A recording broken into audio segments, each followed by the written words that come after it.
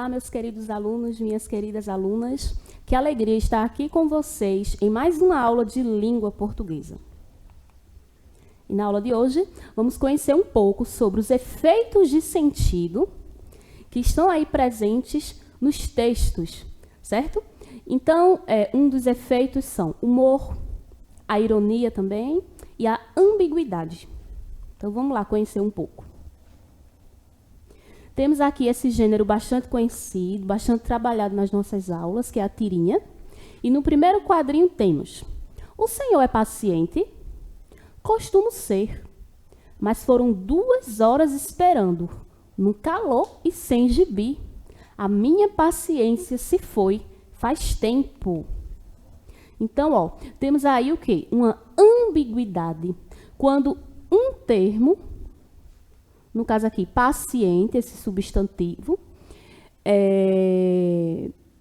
pode ter um duplo sentido, com intenção ou sem intenção de gerar esse efeito de sentido. No caso aí, quando provavelmente um atendente, né, de uma clínica, provavelmente, pergunta: o senhor é o paciente? Então, nesse caso, essa palavra é um substantivo, perguntando se ele é o paciente ali para ser atendido, né? Só que aí o garoto, ou com intenção ou não, diz, né? Costumo ser. No caso, tratando aí a palavra paciente como adjetivo, né? Então, ele diz que costuma ser paciente, mas foram ali muito tempo esperando, no calor, não tinha nem um gibi para ler. E aí, ele não ficou, né, com muita paciência. Então, aí, um único termo pode ter um efeito de sentido diferente. Outra tirinha, do Garfield. Então, no primeiro quadrinho: uma das melhores coisas na fazenda é toda a natureza. Está em toda parte.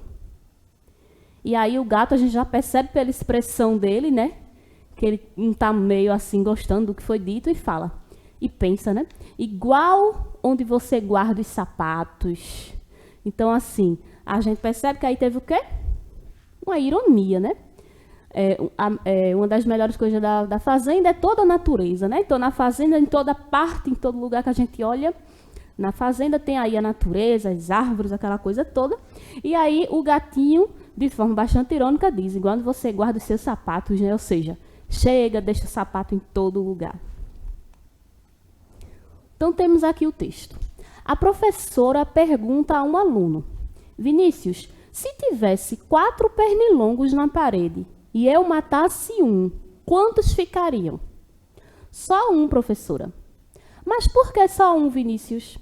Só ficaria o pernilongo morto. Os outros teriam voado. Então, quando a gente lê esse texto, a gente percebe que ele tem um objetivo de quê? A alternativa A, divertir o leitor. B, fazer uma propaganda. C, noticiar um acontecimento. Ou vender um produto. Então, esse texto tem ali 2 opções, né? Fazer uma propaganda, vender um produto, está articulado. Em uma das nossas aulas, a gente falou um pouco sobre a campanha publicitária, o anúncio publicitário, e a gente viu que uma propaganda, né, ela pode ter aí o objetivo de vender não só um produto, mas também uma ideia para determinado público. Então, esse texto ele tem essa intenção, ele está querendo fazer uma propaganda ou de uma ideia ou de um produto. É um anúncio publicitário? Não, né? Então, a gente já pode eliminar aí essas 2 alternativas. Esse texto também, ele trata-se de uma notícia, porque na letra C está falando noticiar um acontecimento. Se eu vou noticiar um acontecimento, eu vou utilizar aí o gênero textual jornalístico, né? A notícia, onde vai apresentar fatos concretos, realísticos, né? Então, vai sobrar a letra A, justamente divertir o leitor. No caso, tem aí um efeito de sentido, o humor, né? Então, vamos prosseguir. Nesse texto, há traços de humor no seguinte trecho. Então, encontramos esse humor em que textos? Em que trecho? Na letra A, diz que esse trecho, retirado da linha 2, diz assim: Vinícius, se tivesse 4 pernilongos na parede e eu matasse um, quantos ficariam? Então, quando essa personagem, né, faz essa pergunta lá no texto, nós percebemos traço de humor nessa pergunta? Na letra B, tem uma resposta, né? Só um, professora, lá na linha 3. Quando ele diz só um, professora, já percebemos esse traço de humor aí? Na letra C, mas por que só um, Vinícius? Novamente a professora perguntando, na linha 4. Está aí esse traço de humor? Ou na letra D, só ficaria o pernilongo morto, os outros teriam voado, na linha 5. Então, justamente, o traço de humor encontra-se nessa última resposta, lá no finalzinho do texto, porque podemos dizer que é um humor. Porque, quando a gente fala do efeito de sentido, o humor, não quer dizer que a gente vai dar uma gargalhada, que vai achar uma grande graça. Não, quer dizer que algo fora do comum, algo inesperado acontece. Então, assim, a professora ela não esperaria essa resposta de Vinícius, e aí ele traz, né, essa resposta inusitada, permitindo aí, fazendo aí com que a gente notasse esse efeito de humor, tá? Então, nesse texto, no trecho, só um, professora, lá na linha 3, o travessão foi usado para. Então, vamos voltar lá um pouquinho para observar esses travessões. Então, o travessão, pessoal, é um sinal de pontuação, tá bom? Usado ali para organizar o nosso texto, permitindo uma clareza, uma coesão, uma coerência e fazendo com que o nosso leitor entenda, compreenda o que eu quero passar. Então, quando eu coloco travessão ali, geralmente em textos narrativos, eu estou dividindo ali a fala dos personagens, para que eu saiba quando entrou um personagem, quando o outro está falando, né? E não me perca. Então, voltando ali, ele pergunta, o travessão foi usado para destacar uma expressão? Quando eu quero destacar uma expressão, né, uma palavra ali, para que chame mais atenção, eu vou usar o travessão? Não, eu vou usar as aspas. Como nesse enunciado aí, nesse texto, no trecho. Só um, professora. Tá vendo que utilizamos as aspas para destacar esse trecho? Então, é isso. Quando eu quero destacar uma expressão, uma palavra ou um trecho, eu vou usar as aspas e não o travessão. Já a letra B diz, expressar admiração. Quando eu quero expressar uma admiração no meu texto, qual é o sinal de pontuação que eu uso? É o travessão? Não. É o sinal de exclamação. Né, pessoal? Então, a exclamação é que vai me permitir essa admiração, né? Se fosse uma pergunta, seria ali a interrogação, mas jamais o travessão para expressar essa admiração. Fazer uma citação, quando eu quero fazer uma citação, eu uso o travessão, ou para indicar ali uma fala. Gente, vamos falar um pouquinho aqui de citação. Então, quando eu quero citar o texto de outro autor, certo? Inclusive, tivemos também aí uma aula sobre intertextualidade, onde tem aí a relação entre os textos, o diálogo entre textos diferentes, tá bom? Então, a gente percebe que, quando a gente produz o nosso texto e queremos ali trazer a ideia de outra pessoa, precisamos fazer uma citação. Então, na citação direta, eu vou ali utilizar as aspas, ou na citação indireta, eu vou contar o que essa pessoa disse com as minhas palavras. Então, nesse caso aqui, quando ele diz só um, professor, eu não citei nenhum texto alheio, certo? Ou indicar uma fala. Então, justamente, indicar uma fala. No caso, a fala do personagem Vinícius, tá bom? Ainda no mesmo texto. Nesse texto, no trecho, 4 pernilongos na parede, na linha 2, a expressão destacada indica a ideia de causa. Então, quando eu digo 4 pernilongos na parede, eu estou ali fazendo um jogo de causa e consequência, uma relação de causa e consequência, aliás. Eu estou dizendo o motivo pelo qual os pernilongos estão ali na parede. Não, então eu não estou falando de causa ou consequência aqui. Estou falando de condição. O que é condição? Então, para uma coisa acontecer, só vai acontecer se antes acontecer outra. Por exemplo, se chover, eu vou usar o guarda-chuva. Então, a condição, só vou usar o guarda-chuva se chover, certo? Então, aí eu estou apresentando alguma condição Não, né? Estou falando de um lugar onde os pernilongos estão, justamente, ó, na parede. Ou estou falando do modo, ou seja, a maneira como ele está ali na parede, por exemplo. Então, justamente, indica aí uma ideia de lugar na parede. Então, vamos ver outra tirinha agora ali. Então, Cebolinha diz, eu sou você amanhã. Lembra que quando a gente estudou também o gênero textual tirinha com mais detalhes, com mais ênfase, a gente percebeu que a tirinha é um gênero que tem uma linguagem mista. Ou seja, tem a linguagem verbal misturada aí com a linguagem não verbal. Então, na tirinha, a gente tem que prestar atenção, não somente nas palavras, mas também aos símbolos, às imagens, às expressões, né? As cores. Porque também tem tirinha colorida, né? Com algum símbolo que pode querer passar alguma informação. Então, nesse caso, a gente observa o que Cebolinha falou e a gente percebe também a expressão do garoto, que ele fica assim meio que não está gostando. Aí, no segundo quadrinho, ele começa a chorar. E aí, quem não está gostando muito é Cebolinha. Então, de acordo com o texto, o garoto chorou, ele chora por quê? Porque ele ficou igual ao Cebolinha, ele já ficou igual. Ele levou um susto do Cebolinha. Ele não quer ficar parecido com o Cebolinha.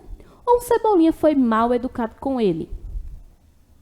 Justamente, ó, pela expressão, pelo chororô dele, a gente percebe que ele não quer ficar parecido aí com Cebolinha. E ele deve ter os motivos dele, né? Vamos agora ler esse texto, que trata-se de uma lenda dos indígenas, uma lenda indígena, tá bom? Tem como título Irapuru, o canto que encanta. Certo jovem, não muito belo, era admirado e desejado por todas as moças de sua tribo por tocar flauta maravilhosamente bem. Deram-lhe então o nome de Catu-Boré, flauta encantada. Entre as moças, a bela Mainá conseguiu seu amor. Casar-se-iam durante a primavera. Certo dia, já próximo do grande dia, Catu-Boré foi à pesca e de lá não mais voltou. Saindo a tribo inteira à sua procura, encontraram-no sem vida, à sombra de uma árvore, mordido por uma cobra venenosa. Sepultaram-no no próprio local. Mainá, desconsolada, passava várias horas a chorar sua grande perda. A alma de Catu-Boré, sentindo o sofrimento de sua noiva, lamentava-se profundamente pelo seu infortúnio. Não podendo encontrar paz, pediu ajuda ao deus Tupã. Este, então, transformou a alma do jovem no pássaro Uirapuru, que, mesmo com escassa beleza, possui um canto maravilhoso, semelhante ao som da flauta, para alegrar a alma de Mainá. O cantar do Irapuru, ainda hoje, contagia com seu amor os outros pássaros e todos os seres da natureza. Então, esse pássaro, ele existe mesmo, viu? E ele pode ser conhecido também como Uirapuru ou Irapuru. E aí a gente pode perceber aí que a lenda, ela sempre quer tentar explicar, né? Por exemplo, como surgiram as estrelas, como foi que surgiu ali a mandioca, e no caso aqui o pássaro Irapuru. Então, a gente conheceu aí essa lenda, que é uma narrativa, né? Tem os personagens, tem um local, acontece ali um probleminha, tem uma solução. Então, vamos interpretar aqui. Nesse texto, no trecho, mesmo com escassa beleza, lá na linha 10, a palavra destacada tem o mesmo sentido de. Então, essa palavra destacada aí em negrito, sublinhada, está falando o quê? Escassa. Às vezes, nós estamos lendo um texto e não conseguimos reconhecer aquela palavra, não sabemos o significado. Mas se a gente voltar ao texto, tentar lê-lo novamente, né, a gente consegue, dentro do contexto, perceber, identificar aí o significado dessa palavra. Então, ele diz, ó, mesmo com escassa beleza, lá na linha 10. Eu vou voltar só um pouquinho aqui. Quando a gente está lendo o texto lá no início, sobre beleza, o que se fala? Ó, certo jovem, não muito belo. Então, quando o texto diz aí, ó, não muito belo, ele está usando um eufemismo, né, para não usar uma palavra um pouco grosseira e ser um pouco indelicado aí com a beleza desse jovem. Então, se a gente sabe que a beleza dele, cadê? Né, não era muito belo, era admirado e desejado por todas as moças, apesar de tudo isso. Então, quando a gente volta aqui, ó, mesmo com escassa beleza, o que é que a gente pode inferir? Ó, que tem o mesmo sentido de grandiosa, essa beleza era grandiosa. E lá na linha 10 fala, inclusive, que essa beleza era de quem? Do pássaro. Ó. Este, então, transformou a alma do jovem num pássaro urapuru, que mesmo com escassa beleza, possui um canto maravilhoso. Mas o pássaro, ele não foi transformado no pássaro? Então, ó, letra B, misteriosa. É uma misteriosa beleza que ele tinha e passou para o pássaro? Muita beleza ou pouca beleza? Então, a gente entende que é pouca beleza. Escassa tem o mesmo significado de pouca.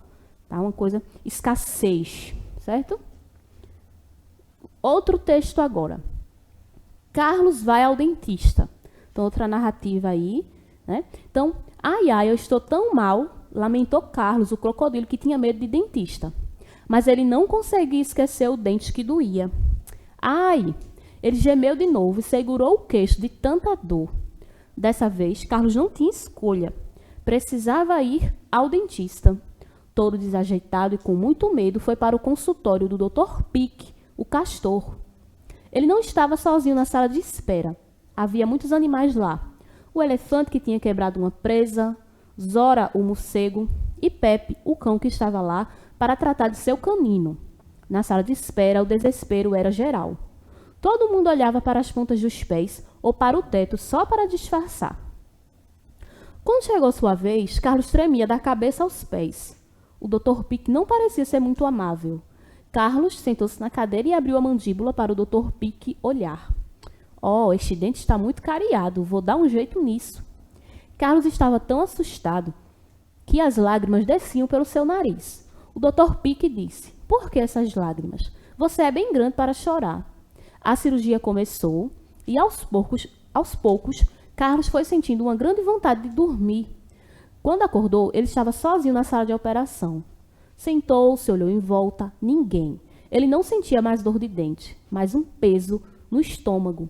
Ah, não, disse ele, eu comi o dentista. Mas o Dr. Pique entrou na sala e disse que Carlos podia ir para casa. Carlos sentiu um grande alívio e saiu do consultório feliz da vida, mas esperando nunca mais ter dor de dente. Então, é um texto um pouquinho longo, né? Também falei outros dias nas nossas aulas que sempre é bom a gente retornar ao texto, fazer uma segunda leitura, para que as ideias fluam, né? Com mais facilidade. Então, ele pergunta, nesse texto, qual dos trechos abaixo expressa uma opinião? Tá? Então, lembrando aí que a opinião não é um fato. Opinião ali, o que eu acho sobre determinada coisa, né? Sobre determinado assunto, sobre uma situação. Então, na letra A, o elefante que tinha quebrado uma presa. Quando eu digo isso, eu estou expressando a opinião. Quando eu digo o elefante que tinha quebrado uma presa. Não, isso é um fato, né? Realmente ele tinha quebrado uma presa e estava ali no consultório para ser atendido. O Dr. Pique não parecia ser muito amável. Isso é uma opinião? O Dr. Pique, ele era amável ou não? Então, aí vai depender da pessoa, o que essa pessoa acha. Então, se eu estou falando de achar, então, nesse caso aí, é uma opinião, né? Letra C. As lágrimas desciam pelo seu nariz, é um fato, e ele não sentia mais dor de dente, também é um fato. Então, logo aí, ó, a nossa opinião encontra aí. Dr. Pique não parecia ser muito amável. Então, de acordo com o texto, o elefante tinha quebrado o elefante, a mandíbula, o queixo, uma presa ou um canino. Então, a gente percebe que todas essas palavras, essas opções aí que deram, estão presentes lá no texto. Mas o enunciado, ele está falando do elefante, ele não está falando do cão, nem do crocodilo, né? Então, ele está falando do elefante, para confundir um pouco aí. Mas a resposta correta aí é a presa, né? Outro texto. Operário. O operário pegou o minguado salário em notas fedorentas, rasgadas e imundas, olhou para o caixa com a cara tão desconsolada que o caixa disse, espero que você não tenha medo de micróbios. Micróbios? Que micróbios podem sobreviver com um salário desses? Então, nesse texto, ó, há traços de humor no trecho. Lembra que a gente falou que geralmente aí o humor, né, esse efeito sentido, está lá no finalzinho do texto. Pode ser que esteja antes, mas como esse texto é curtinho, então, ó, espero que não tenha medo de micróbios. Notas fedorentas, rasgadas e imundas. O operário pegou o minguado salário. Que micróbios podem sobreviver com um salário desses. Então, onde está aí o efeito de humor? Os traços de humor, né? Justamente na letra D, onde, no caso ali, o Castro ele não esperava essa resposta. Foi uma resposta inusitada, né? Mãos à água. Elas entram em contato com muitas coisas e podem levar micro-organismos nocivos para a boca, os olhos e outras partes do corpo. Por isso, as mãos pedem atenção especial. Devem ser lavadas antes das refeições, depois de ir ao banheiro e sempre que tiverem contato com sujeira. A pele da palma das mãos é diferente do restante do corpo e podem ser lavadas mais vezes. Então, aqui a gente trouxe esse texto aqui não para ver essa questão do humor, mas para buscarmos também interpretá-lo. Então, o tema desse texto, o tema central é o quê? A higienização das mãos, a pele da palma das mãos, o contato com a sujeira ou os micro-organismos nocivos. Lembrando que todos esses textos esses temas, né, podem estar relacionados, mas quando eu falo do tema do texto, é o tema central, a ideia principal que ele quer trazer. Então, justamente aí é a letra A, ele está falando da higienização das mãos, tá? Da importância disso. Muito bem. Então, assim, finalizamos mais uma aula de língua portuguesa. Foi um momento muito rico estar aqui com vocês e até a próxima aula.